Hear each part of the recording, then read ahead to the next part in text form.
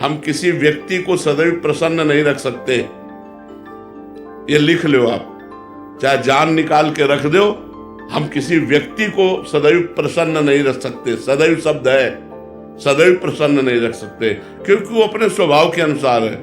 आज वो आपसे प्यार कर रहा है, प्रसन्न है, जब कल उसके प्रतिकूल उसको लगेगा तो वो प्रसन्न हो जाएगा। महाराज जी, पिछली बार आपके सन्मुख मैं ये संकल्प करके गया था कि आगे जीवन में कभी भी कोई गलत आचरण अर्थात ब्रह्मचर्य नष्ट नहीं करूंगा, और मैंने प्रयास भी किया महाराज जी, पर मन कभी कभी ऐसा तांडव करता है कि ये सब भूल जाती हैं बातें उस समय। मतलब कैसे इसका है?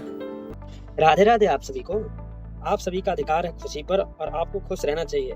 अपने आप को खुश रखने के लिए और दूसरों को खुश करने के लिए, खुश रखने के लिए हमें क्या करना चाहिए जिससे हम खुश रहें और हमारे आसपास के लोग खुश रहें। तो इसीलिए ये बात जानने के लिए हम सुनेंगे महाराज जी का सत्संग शुरू से लेके लास्ट तक। आइए शुरू करते हैं राधा नाम के साथ।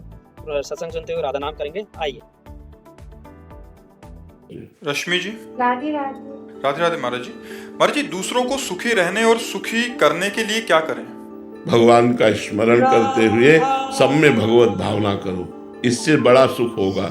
क्योंकि व्यवहार में किसी के कटुता भरी है, किसी की ईर्ष्या भरी, किसी के द्वेष भरा है, तो हम उसको कैसे सुखी कर पावे?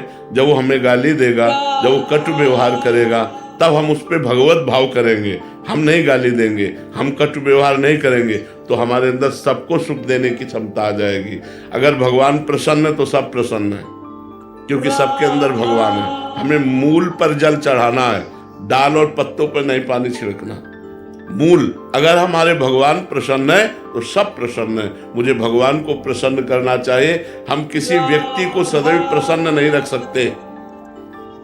ये लिख लो आप। महाराज जी कह रहे हैं कि हमें भगवान खुश करने के लिए काम करनी चाहिए, तो सारे संसार के लोग अपने आप ही खुश हो जाएंगे। तो हमें भगवान को खुश रखने का प्रयास करना चाहिए। तो आगे बढ़ते हैं। चाहे जान निकाल के रख दो, हम किसी व्यक्ति को सदैव प्रसन्न नहीं रख सकते। सदैव शब्द है, सदैव प्रसन्न नहीं रख सकते, क्योंकि वो अपने स्वभाव के अनुसार है। आज वो आपसे प्यार कर रहा है, प्रसन्न है, जब कल उसके प्रतिकूल उसको लगेगा तो वो प्रसन्न हो जाएगा। लेकिन भगवान सर्वज्ञ है, उनको सब ज्ञान है।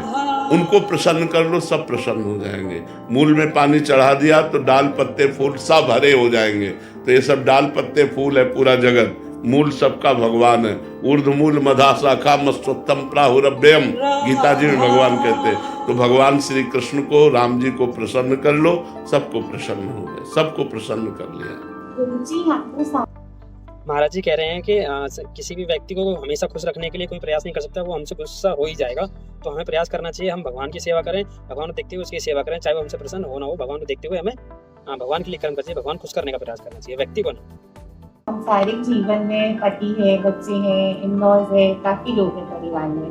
तब सपोज कभी कुछ बोल दिए, गुस्सा कर दिए, तो क्या वैसे राधा राधा राधा ही बोलती? बस कुछ रिएक्ट नहीं कर रही। बस बस बस नाम जप करते रहो और सब में भगवत भावना करो। पति में भी पावर भगवान है, पुत्र में भी पावर भगवान है। अगर भगवान ना हो तो पति पुत्र के शरीर में हलचल नहीं हो सकती। ये जो स्वर निकल रहा है ये ईश्वर का ही है। ये जो हलन डुलन हो रही है वो ईश्वर से ही हो रही है। सब में भगवान व्याप्त है। अगर हम उस भाव को देख ले तो सबको सुखी कर पाएंगे। श्री हरिवंश महाराज जी। महाराज जी, पिछली बार आपके सन्मुख मैं ये संकल्प करके गया था कि आगे जीवन में कभी भी कोई गलत आचरण अर्थात ब्रह्मचर्य नष्ट नहीं करूंगा, और मैंने प्रयास भी किया महाराज जी, पर मन कभी कभी ऐसा तांडव करता है कि ये सब भूल जाती हैं बातें उस समय। मतलब कैसे? इसका है? हाँ, पर कोई बात नहीं है। अगर हम कहीं असफल हो रहे हैं तो हमको पुनः दृढ़ होना चाहिए।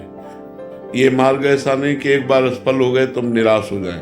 1000 बार असफल हो जाए तो भी हम सफलता के लिए कदम बढ़ाएंगे, तभी हम सफल हो सकते हैं। नहीं तो मन बहुत बलवान है। आप तो बच्चा हो, बड़े बड़े साधक, बड़े बड़े तपस्वी ऋषि मुनियों को इस मन ने घुटने टेकवा दिए हैं, घुटने टेकवा दिए, रोना पड़ा है, पतन करवा दिया। महाराज जी कह रहे हैं कि हमें प्रयासरत रहना चाहिए, और एक बार करने पे, असफल होने पे दोबारा उठ के प्रयास करना चाहिए। मन से हमें लड़ना चाहिए।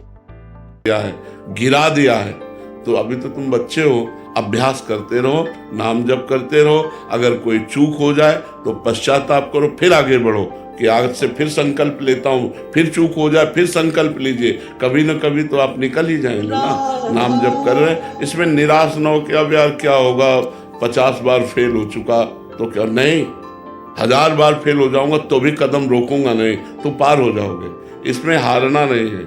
इसमें अगर हारना स्वीकार कर लिया तो फिर मन मार देगा। फिर होगा कि यार जब एक बार हुए, 100 बार हुए, 1000 बार अब नहीं निकल पाऊंगा, तो फिर अब भोगों की तरफ छूट हो जाएगी। नहीं, मैं निकलूंगा।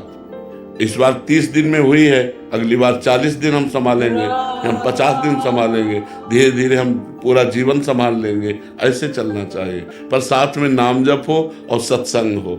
सत्संग उत्साह बढ़ाता है।